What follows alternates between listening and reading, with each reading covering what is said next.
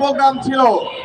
আমরা শান্তি নিয়ে দেশ গড়তে উন্নয়নের বার্তা নিয়ে গোপালগঞ্জ পৌঁছেছিলাম, কিন্তু শেখ হাসিনা, খুনি হাসিনা পালিয়ে যাওয়া সৈনিকেরা, পালিয়ে যাওয়া সন্ত্রাসীরা গোপালগঞ্জে গত 3 দিন ধরে বরিশাল, মাদারীপুর, ঢাকা থেকে অজস্র খুনি সন্ত্রাসীদেরকে আশ্রয় দিয়েছে। আমরা তার তথ্য এবং প্রমাণ পেয়েছি।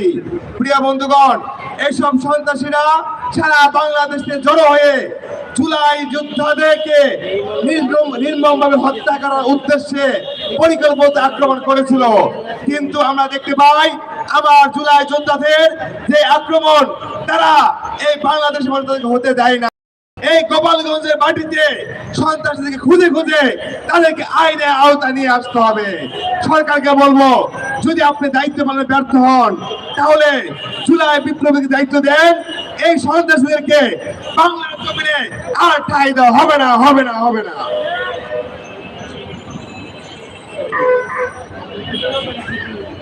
আজকের এই বিক্ষোভ সমাবেশের এ পর্যায়ে বক্তব্য নিয়ে আসছেন ঢাকা মহানগর উত্তর আওতাধীন দারুস সালাম থানার অন্যতম সংগঠক শারমিন আক্তার শশী। বক্তব্য নিয়ে আসছেন শারমিন আক্তার শশী।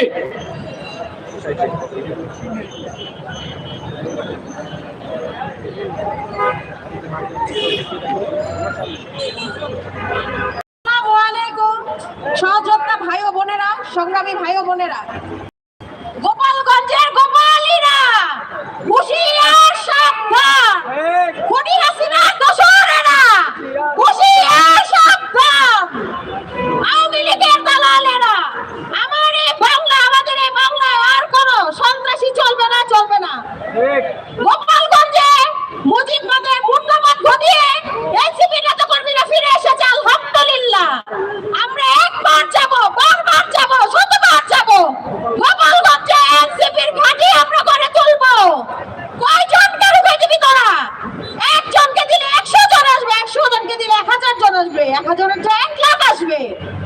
আর আমাদের আর রুখা যাবে না কোন রকম সন্ত্রাসীমূলক অস্ত্র বাহিনী অস্ত্র দিয়ে আমাদের আক্রমণ করে।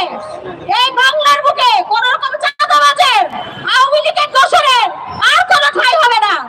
আমার বাংলাদেশের প্রশাসনের কাছে একটাই প্রশ্ন, এখন এই অবস্থায় এই সুন্দর বাংলাদেশে আমরা জুলাই যোদ্ধারা যে বাংলা, আমরা নতুন বাংলাদেশ স্বাধীন করে যে বাংলা করেছি, এই বাংলায় খুনি হাসিনার এই দোসরেরা এখনো কিভাবে বাইরে এরকম হত্যাকাণ্ড ঘটায়? এটা আমার প্রশাসনের কাছে। এখন কি আমরা প্রশাসনকে এইভাবে আঙ্গুল তুলবো? আপনারা তাদের দোষর, আপনারা তাদের সাথে একইভাবে সন্ত্রাসী কাজে লিপ্ত। কেন ভদ্রতা করছেন? আমাদের আজকে রুখে দিতে পারছেন না।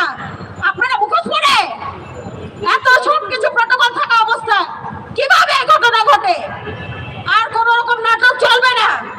আবারও বলছি, গোপালগঞ্জ বাদেও পুরো বাংলায় আওয়ামী লীগের আর কোনো ঠাঁই নাই। সবাইকে ধন্যবাদ।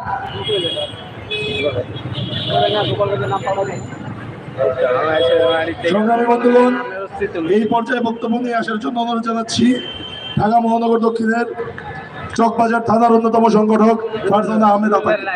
ফারজানা আহমেদ আপাকে।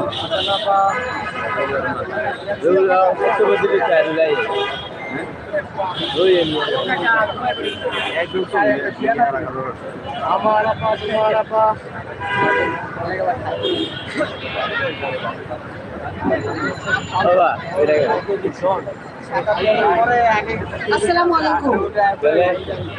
আজকে আপনারা সবাই অবগত আছেন কেন আমরা এখানে সবাই উপস্থিত হয়েছি। গোপালগঞ্জে আমাদের জাতীয় নাগরিক পার্টির নেতৃবৃন্দের উপর যে হামলা হয়েছে তার প্রতিবাদে আমরা এখানে বিক্ষোভ সমাবেশে আছি, সবাই জমায়েত হয়েছি। আমরা বিভিন্ন থানা থেকে এসেছি এখানে, উত্তর এবং দক্ষিণে, মহানগর উত্তর দক্ষিণের প্রত্যেকটি থানার আমাদের সহযোগী